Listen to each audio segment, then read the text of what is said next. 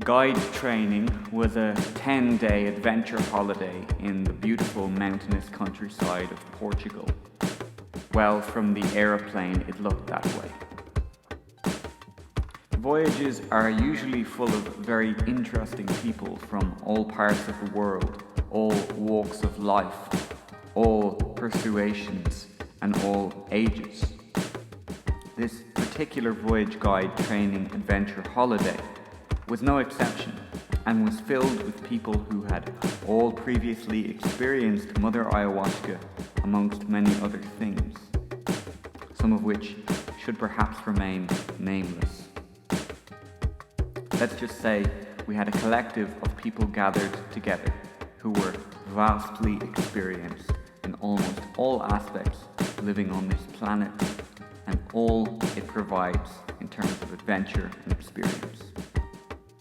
And we were already willing and able to pursue something more than merely participating in a ceremony. This event was planned in meticulous detail, including times for breakfast, lunch and dinner. It verged on being a work of art. We were limited to what we could eat and drink, but the food put on was of a superb quality and quite delicious. Aside from the 2 voyages with Mother Ayahuasca, there were also sharing groups and various other workshops like how to brew ayahuasca, guiding, dancing, breathing, soul retrieval, and finally integration. We got assigned to small sharing groups of 4 or 5 people only. After each respective workshop or exercise, we were invited in each of our groups to express our feelings and thoughts on our experiences. And we stayed with this small group for the duration of the week. Although my group was a group of relatively quiet people to start with, they all became a bit more open and gregarious towards the end of the week. Over the week, we built trust with each other, were given license to honestly express ourselves, and to listen to each other without judgment. This was a departure from the usual large group sharing where we would mutter just a few words and move on. In the days we became like a mini tribe within a large tribe. This tribal thing or idea had a special significance for me personally as the week progressed within my sharing group and as a key element of the voyages with Mother Ayahuasca. We also paired up with each other for certain exercises, as in one of us would voyage whilst the other guided, then we would change places, one guided and one voyaged. So we began to experience guiding whilst being guided by the facilitators. Help was always at hand whilst we were guiding. A very significant breakthrough came for me before we ventured into any voyage with Mother Ayahuasca. We were working with a process of what is called soul retrieval.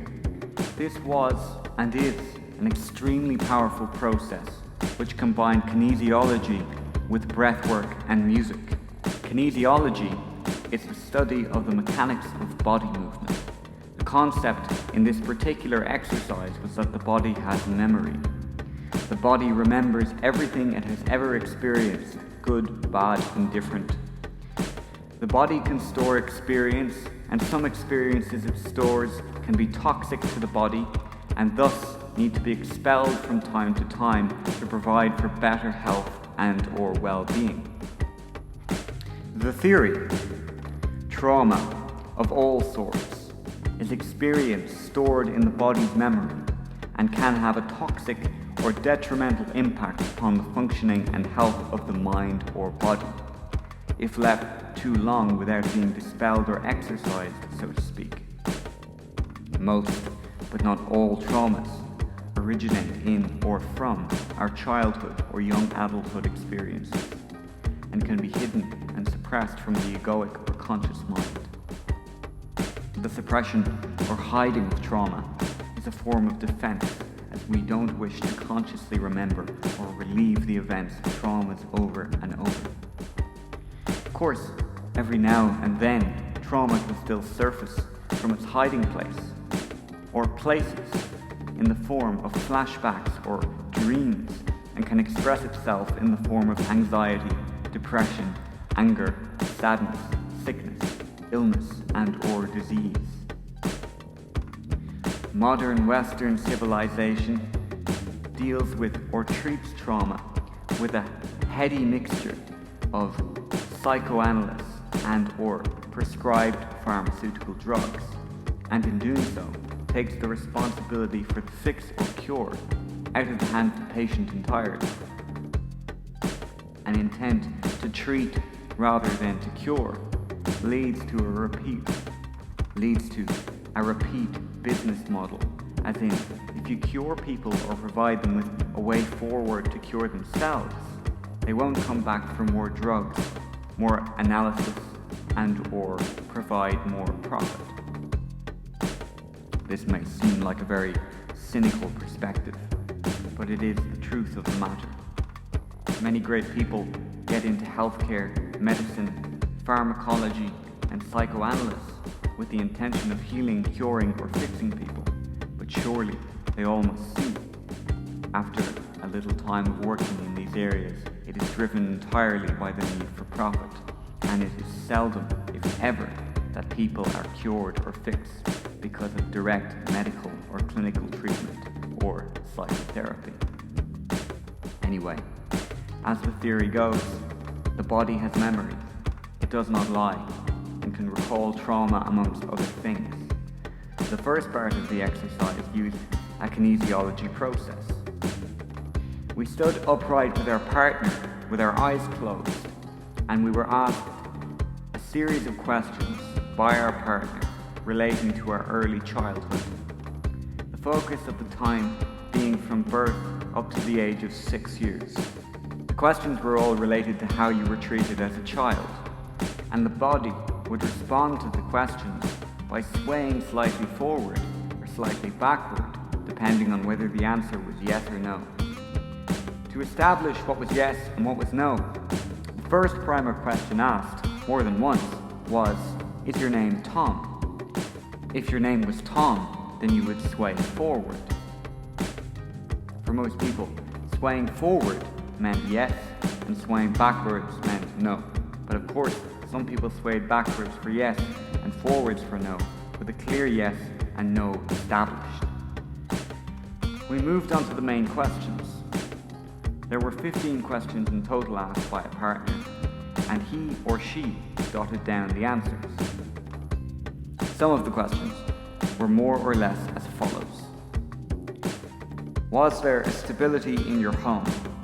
Was your home a stable environment? Did your parents lovingly hold and care for you? Were both parents there for you? Were you guarded and protected? And were your needs heard and met? Were you comforted when hurt, scared, or sad? Were you able to truly be a child? And so on.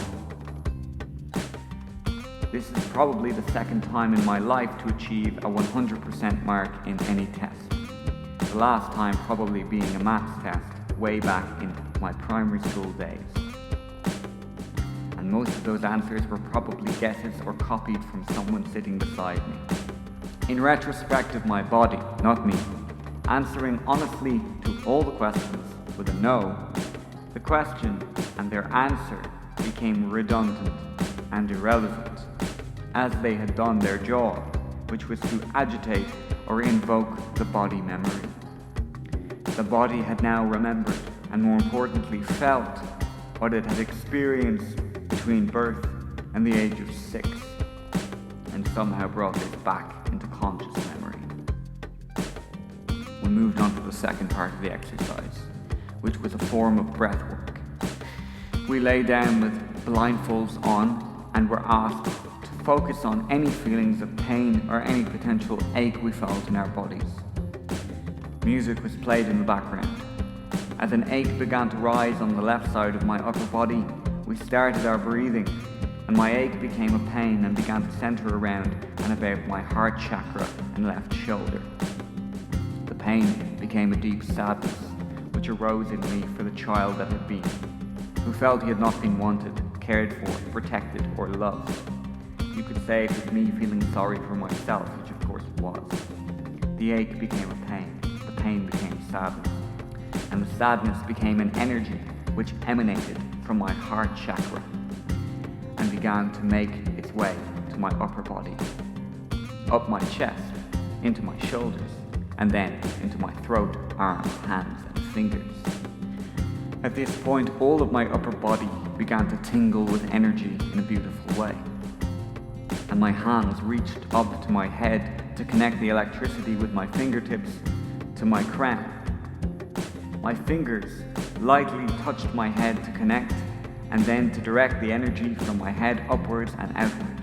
It felt and looked like a ball of electrical energy as my hands and fingers of ceiling and sky raised it. Although my blindfold was still on through this exercise, it felt like seeing the blindfold via my third eye chakra. After a while, the tingling in my fingers, arms, and body began to disappear. As the energy from my pain was dissipated, or dispelled, into the ether, as some might call it, my body felt exhausted, and it curled me up into a fetal position, which went into a mini voyage of sorts. Totally relaxed, no pain, no ache, just a gentle bliss until the music eventually subsided.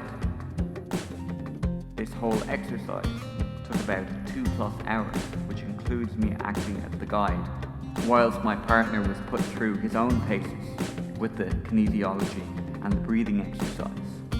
We collectively had done in 2 hours what it can take many years in therapy to achieve, if at all.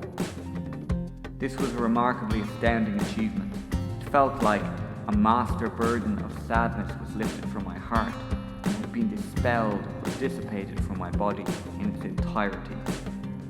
A set of series of traumas which had been carried by me most of my young adult and adult life had been exercised.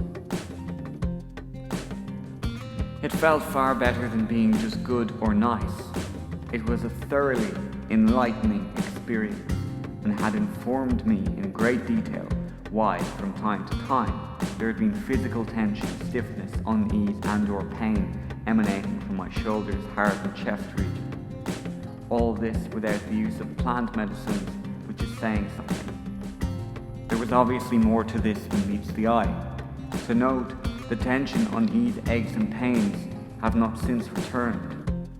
This, for me, was an ultimate preparation for a voyage, but for some reason my gut or instinct was shouting at me that becoming a guide was not on the cards, but the guide training itself would reveal something else, and perhaps something a little different than first anticipated.